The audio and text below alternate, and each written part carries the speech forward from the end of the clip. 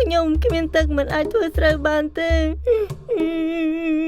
បានហើយឈប់យំទៅនេះប្រហែលដោយសារតែគ្មានភ្លៀងធ្លាក់ហើយមើលទៅមែនហើយប្រឡាយទឹកនៅទីនេះក៏មិនសូវមានទឹកដែរដូច្នេះហើយទើបទឹកមិនហូរទៅដល់ស្រែរបស់ខ្ញុំអញ្ចឹងតបទៅមើលទំនប់ទឹកខាងលើដើម្បីស្វែងរកមូលហេតុជាមួយគ្នាអូនេះស្អីគេហ្នឹងវាគឺជាទំនប់ទឹកមើលទៅពិតជាធំសម្បើមណាស់ខ្ញុំយល់ហើយព្រោះតែរចនាសម្ព័ន្ធទឹកស្អីគេនឹងហើយបានរារាំងទឹកស្ទឹងមិនឲ្យហូរទៅក្រោមបានទេសូមស្ងប់អារម្មណ៍សិនទៅនេះហៅថាទំនប់ទឹកតើអូ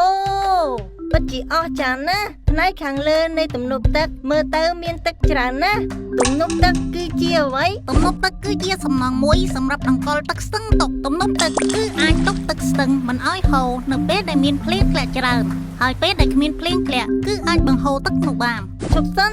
ដោយសារតែគេសាងសង់ទំនប់ទឹកទើបធ្វើឲ្យលំហូរទឹកក្នុងស្ទឹងមានការថយចុះអត់ទេមិនមែនអញ្ចឹងនោះទេសូមក្រឡេកមកមើលខាងនោះវិញ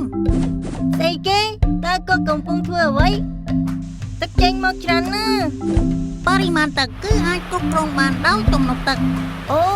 ខ្ញុំយល់ហើយហេតុអ្វីកន្លងមកមិនដែលបើកទឹកចេញច្រើនដូចបែបនេះអញ្ចឹងទាំងនេះគឺមកពីគ្មានការកំណត់អំពីការបើកទឹកឲ្យបានច្បាស់លាស់ហ្នឹងណាដូច្នេះយើងត្រូវតែនាំគ្នាគិតពីរបៀបនៃការប្រើប្រាស់ទំនប់ទឹកឲ្យបានច្បាស់ទាំងអស់គ្នា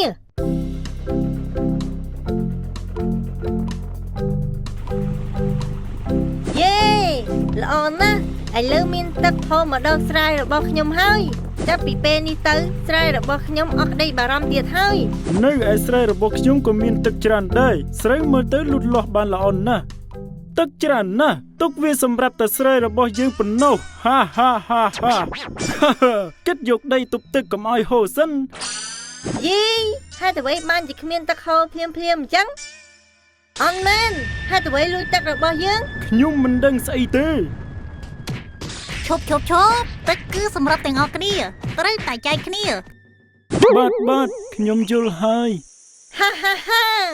ខ្ញុំយល់ពីប្រព័ន្ធធារាសាស្ត្រហើយអ្នកដែលរស់នៅខ្សែទឹកខាងលើពេលប្រើប្រាស់ទឹកត្រូវតែគិតពីអ្នកដែលរស់នៅខ្សែទឹកខាងក្រោមដើម្បីឲ្យទឹកហូរត្រូវតែស្ដារនិងសម្អាតប្រឡាយទឹកឲ្យបានស្អាតដូចដែលបានរៀបរាប់កន្លងមកអង្គការដែលបានគិតពីរបៀបប្រើប្រាស់និងការគ្រប់គ្រងទឹកព្រមទាំងកន្លែងស្ដារនិងសម្អាតគឺសហគមន៍កសិករប្រើប្រាស់ទឹកជាអក្សរកាត់ដែលហៅកាត់ថាសកបតឈប់សិនការប្រើប្រាស់ទឹកមិនមែនសម្រាប់តែកសិកម្មមួយមុខតែប៉ុណ្ណោះនោះទេមែនហើយយើងត្រូវកាត់ទឹកសម្រាប់ប្រើប្រាស់ក្នុងជីវភាពប្រចាំថ្ងៃដូចជាធ្វើម្ហូបបោកខោអាវហូបចុកដាក់និងឡាក់តាមបណ្ដារោងចក្រមួយចំនួនធំត្រូវការទឹកដើម្បីធ្វើប្រតិបត្តិការផងដែរសូមគិតដល់បរិស្ថានត្រីត្រូវការទឹកច្រើនណាស់ដើម្បីរស់ហើយបើគ្មានទឹកក៏គ្មានត្រីសម្រាប់នេសាទផងដែរតាមការពិតទៅទឹកពិតជាមានសក្តានុពលយ៉ាងខ្លាំងចរន្តទឹកហូរអាចបង្កើតកម្លាំងថាមពលបានអូយឆ្លូប្រកែកគ្នាទៀតហើយលោកអើយ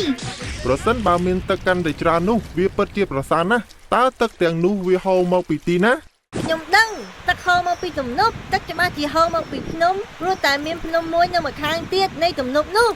មិនមែនអញ្ចឹងទេទឹកនៅស្រុកខ្មែរយើងខ្ញុំគិតថាហូរមកពីបឹងទន្លេសាបពួកឯងពិតជាមិនដឹងថាបឹងទន្លេសាបនឹងធំប៉ុណ្ណានោះទេតើអ្នកនិយាយស្អីគេហ្នឹងទឹកវាច្បាស់ជាបានមកពីសមុទ្រដ៏ធំនោះហើយតើធ្លាប់បានទៅលេងខេត្តព្រះសីហនុអត់ហ្នឹងទឹកគឺបានមកពីសមុទ្រទេទឹកចេញពីក្រោមដីអ្នកស្គាល់អណ្ដូងទេបើជីកខួងដីទឹកនឹងផុសចេញមកអ្នកទាំងអស់គ្នាពិតជាឆោតណាស់អ្នកទាំងអស់គ្នាពិតជាស្គាល់ទឹកភ្លៀងហើយទឹកភ្លៀងគឺធ្លាក់មកពីលើមេឃអ្នកទាំងអស់គ្នានិយាយនេះពិតជាត្រឹមត្រូវតើត្រឹមត្រូវទាំងអស់មែនទេ